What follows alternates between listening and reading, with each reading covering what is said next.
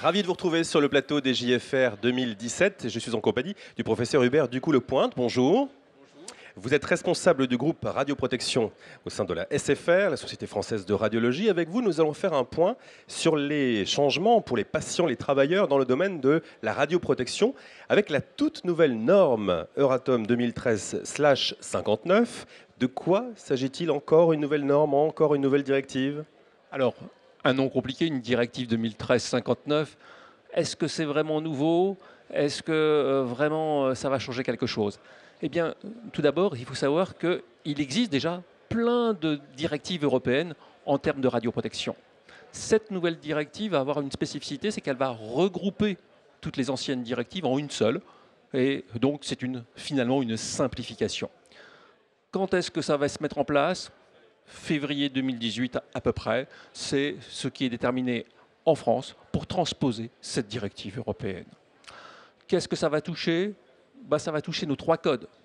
Code de l'environnement, code de la santé publique, code du travail. Alors reprenons dans l'ordre, qu'est-ce que ça va avoir comme impact dans le code de l'environnement tout d'abord?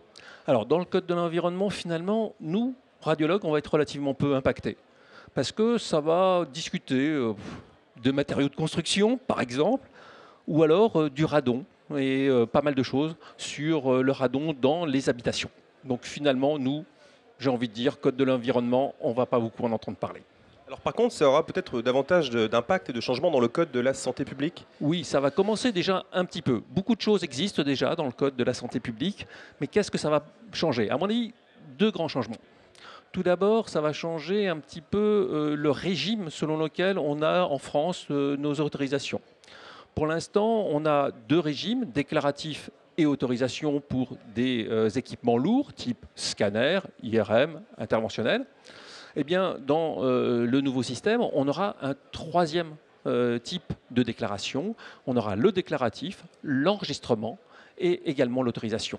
Par exemple, quelque chose de pratique, on dit que vraisemblablement le scanner devrait passer dans un régime d'enregistrement, ce qui va simplifier relativement les choses. D'autre part, il y a une volonté également de réaffirmer la qualité en radiologie, la qualité de la prise en charge des patients.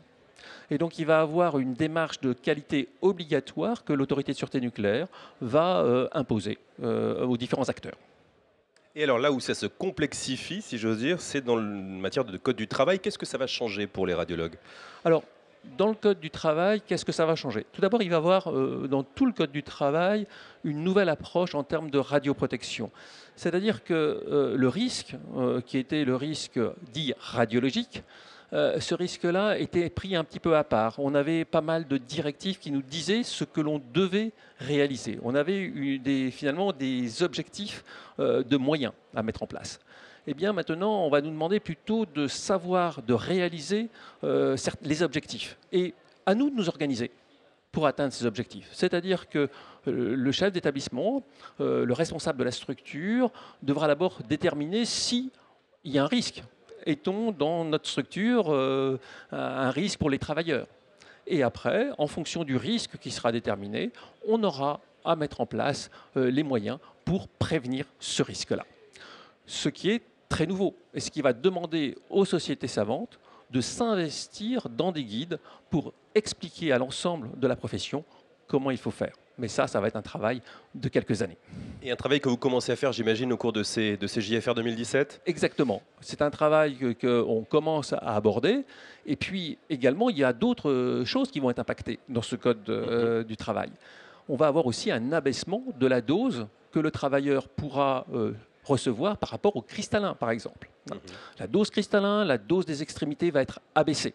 Et ça va avoir des impacts sur la façon de travailler, notamment pour les collègues qui font beaucoup de radiologie interventionnelle.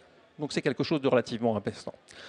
Et puis ça va impacter aussi, dans le cadre du Code du travail, sur les contrôles techniques. Sur nos contrôles techniques, actuellement, on va changer les choses. On va beaucoup plus rendre un contrôle au moment où on va installer notre machine. Le contrôle sera beaucoup plus complexe, j'ai envie de dire. Mais une fois qu'il aura été fait, si rien ne change, si on ne fait pas des évolutions technologiques sur la machine, c'est bon. On aura des contrôles annuels, simplement. Et donc, ça va, là, j'ai envie de dire, simplifier le principe des contrôles techniques. Et puis, ça simplifiera enfin le zonage, qui est quelque chose également qui était vécu comme relativement complexe et qui va peut-être être simplifié par la nouvelle norme. Merci pour ce travail de pédagogie en moins de 8 minutes. Hubert Ducou-Lepointe, on y voit un petit peu plus clair sur cette nouvelle norme. Excellente JFR à vous. Mais je vous remercie. Et à très bientôt sur le plateau des JFR 2017.